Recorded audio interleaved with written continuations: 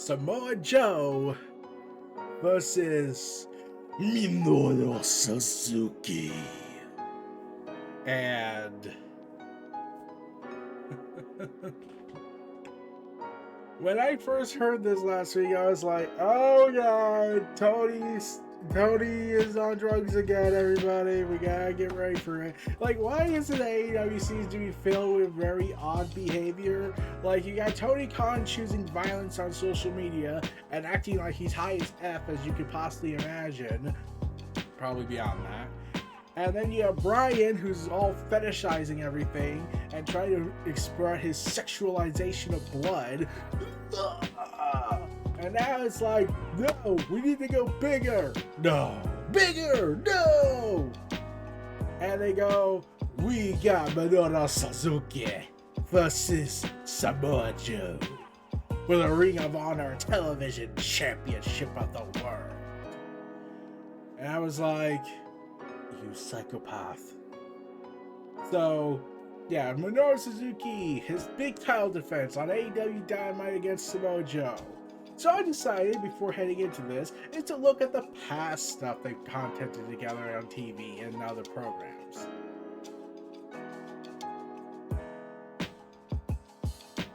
And we're done. Yeah, I'm not kidding. I had to look this up. Minoru Suzuki and Samoa Joe have never fought up until this point. I question why that is the case. That it took this long to do it. Like, I know he was in WWE for a time, but like, before WWE, he didn't join. Well, he was in TNA for a time, and they got hated by New Japan. So, okay, there's that. The Ring of Honor days, nothing. Like, you have this guy who is an absolute lethal wrestler, not fighting his North American counterpart, but also on the mic. Okay, let's get things going. And immediately, Brian gets to go ahead and have his moment backstage when he sees Minoru Suzuki and Samoa Joe collide and smacking each other in the chest with chops. And you have to imagine Brian's like, yes, it should have been me. Yeah, Brian and Tony Khan have made this content I'm doing entertainingly so too easy. Like, Brian especially. Like, I posted this video from Team 4-Star on Twitter where Cell says, so dead day on Earth, you better recognize the crackle of my raw sexual energy. And it's like, Brian's probably having that moment, seeing those bloody chops to the chest, and then probably blood up to the skin, and as the heat builds up. So you know Brian is probably having a horny moment backstage, and everyone's creeped out by him. Oh, like, this isn't something Brian just did. Like, we're not just joking about. Brian admitted that he does like getting chopped in the chest, and having his chest all mangled up and bloodied. He's kind of weird since he left WWE. He's like gotten very weird. So there was that.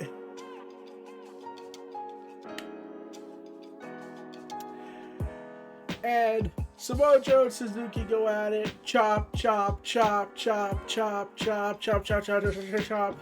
And of course, I saw people on Twitter saying, blah, blah, blah, blah, this is boring, blah, blah, blah, blah, this sucks, this is not wrestling. And I'm just like, did you even watch New Japan Pro Wrestling that you so claimed that WWE was going to partner with at the time? Oh, wait, you didn't. Got it. So, yeah. And beforehand, they promised that they would go overtime with this show, and I was like, well, that's gonna be interesting. And TBS approved it? Oh, we gotta have this match go at least 20 minutes. It was compressed to half of that. Yeah, it was abrupt. I'm not gonna lie, it was abrupt. it was getting so good, and then nope, we gotta end it. And I was like, oh god damn it. And then it's like, okay, the ending should at least work, right? The ending should work out, right? Like, we got Jay Lethal and his cohort of I don't know who and I don't care feuding for the television title, and Lethal flips him off, and then the lights go out. And I would like to state for the record that this ending. So before the show went on the air, Cesaro had removed all references from WWE, and everyone's got to say that everyone's got to try to get Cesaro. He's not bound by a 90-day no-compete clause. So let's go out, and you're expecting to think this is going to be Cesaro. No. It's instead a guy they signed last year that never made their debut because they were training and everything. But, it's the great giant Indian basketball player named Santam Singh. If I pronounced that wrong, I'm sorry. Attack Joe did the great Kali Vice script, an ending that the crowd clearly didn't care for. And it's like, Tony, you were so close. Like, oh fuck, you were so close. And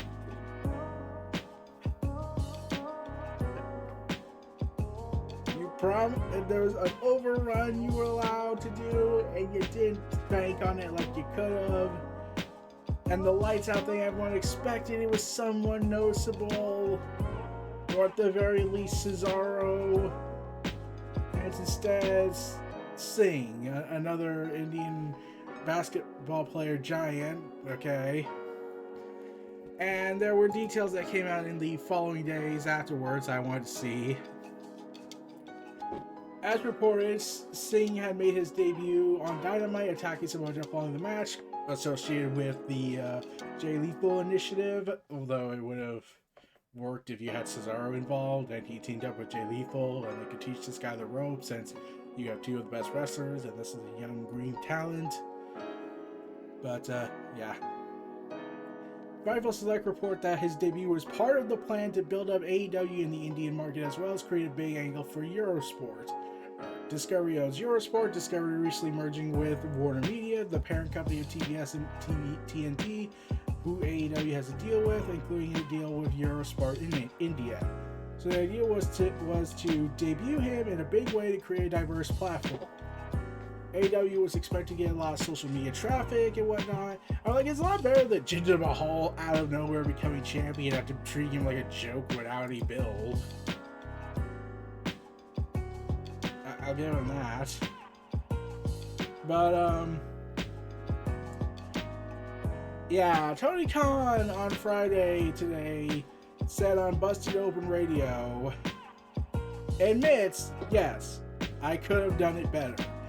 Saying this in an interview, it's like, it's one of those things I wish I had done it a little differently, because the fans are always going to be right. So if the fans don't like something, sometimes there's some things about it that where you're trying to get heat, which is trying to get a heat situation. People aren't always going to love it, but there are things about it that I probably should have done differently now and they see in hindsight. And to be honest, it wasn't my idea to turn the lights out, but I am the ultimate filter.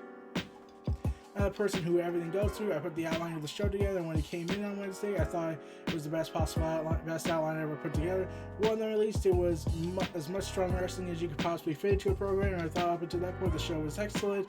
And then there was one thing that we kind of went off on. People might not have liked it. Santam is an important person for us. It's important to debut him in a meaningful way at the end of the show. With Jay Lethal, he's going to be a force to be reckoned with. And at the same time, turning lights out for so many people don't recognize, it's a great point. And to be honest, well, the person who brought it up, turning the lights off, has over 30 years of experience in pro wrestling, and when they brought it up to me, I was only looking at the pros, and I should have thought about the cons. There's a pun to be made from that, because that is my job as the person who decides what goes in and filters out these ideas. We all had these people in the room, and so not one person where the idea came up brought out the negatives, and then when we did, all of a sudden all the negatives were very obvious. Tony Khan would not reveal who he was talking about, because if they did, then tribalists on every side will attack him or her. Saying, I should have seen the negatives before we did it, and I really didn't see them until it actually happened, and I was like, okay, sure. But that's not Santon's fault.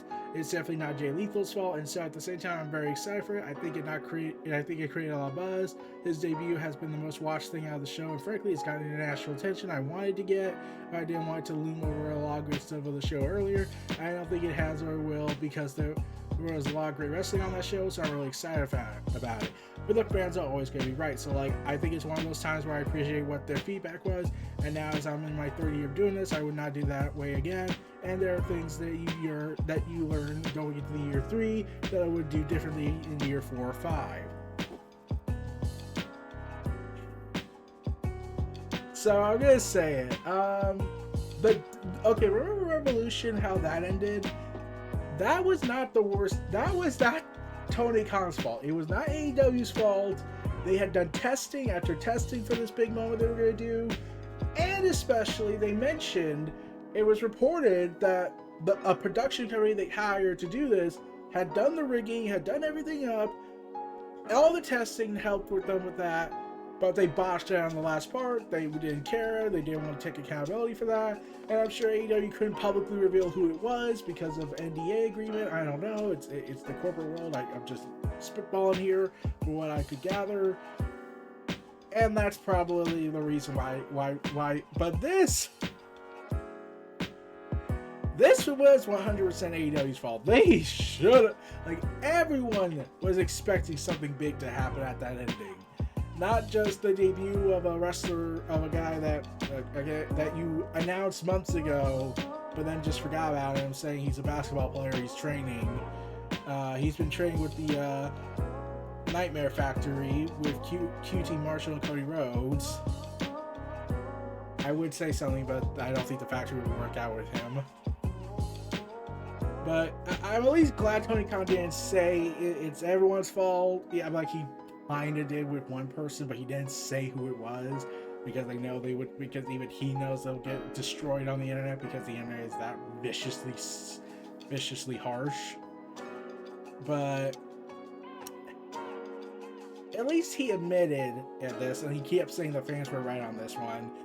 At least we got something going on here. Whereas, and here's the thing, and I had to say this repeatedly to somebody, I would rather have a boss. If the worst thing the boss is gonna do is rant on Twitter about, oh, everything's unfair, everybody betrayed me, I'm fed up with this world. As opposed to the boss that would slap a journalist's papers out of his hand when asked if he has a moral obligation to provide health insurance for his workers, horrible deeds that make very questionable problems here, or at the very least just be a genuine asshole to everybody because he hates everyone and thinks he's a god among men. I'm still trying to wonder how he was not locked up in an asylum after that comment, but okay. I'd rather have the Twitter boss going ahead and just doing something stupid. Because at least the Twitter part, he could, at best, the solution's right there. You could just take his phone away and have someone else handle his Twitter account. Whereas the other guy is, he doesn't do Twitter, but he certainly does a lot of shady crap. And to the point that I'm kind of convinced the person behind the character is more fun and more interesting to explore than the one we have gotten on TV for the last 30 years. Which is pretty difficult. But yeah, Tony Khan, you screwed the pooch on this. You had it, you got it, you had it so close, but the ending wrecked it for everybody. And that seems to be AEW's delivery. It's not worse than Hell in a Cell incident, but oh man, oh my god. The one thing I wish Tony Khan would admit was that he's just living out a massive power fantasy because he's a billionaire. He's also spending his father's money and spending his own money on this stuff, and he can live out his childhood wonders and whatnot through this. And you're left crying in the corner, wondering where life went wrong and why the American economic system of the 1% has to destroy everything we love and crush our hopes and dreams.